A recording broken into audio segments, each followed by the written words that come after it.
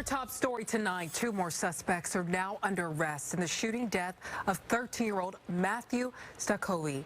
Thank you for joining us for Fox 13 News at 10. I'm Sabir Rayford. And I'm David Rose. Kent police have worked fast. That makes 3 suspects arrested now. Fox 13's Jennifer Dowling talked with a family friend.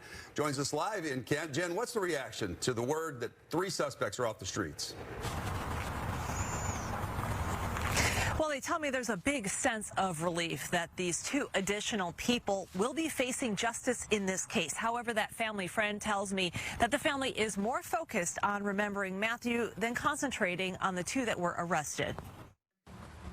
Out of all the places, a park like this should be a place where kids could be safe. Matthiew Stavkovy's friends and family are keeping watch over his memorial at Turnkey Park, grateful that Kent police arrested 2 more teens accused of involvement in the shooting that took his life July 16th. At the end of the day, the kids that live down the road went to a park. So I feel like that's a okay place for kids to go and be safe at, but unfortunately they weren't. According to court papers, Matthew was here with a group of friends who were meeting someone to sell a camera. Once the group got there, they were approached by the alleged buyer when a man wearing all black came over and pulled out a pistol.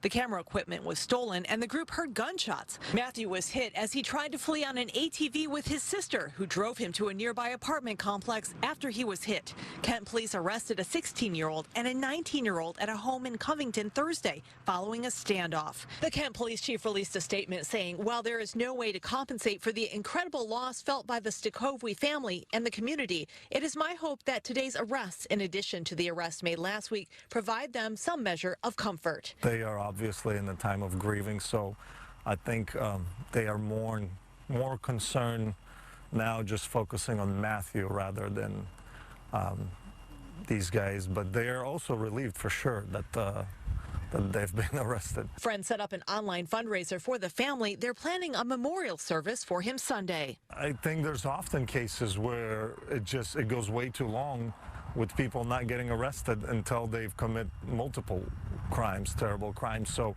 the fact that these guys won't be given an opportunity to commit another crime, at least nowhere for a near future, that's good news.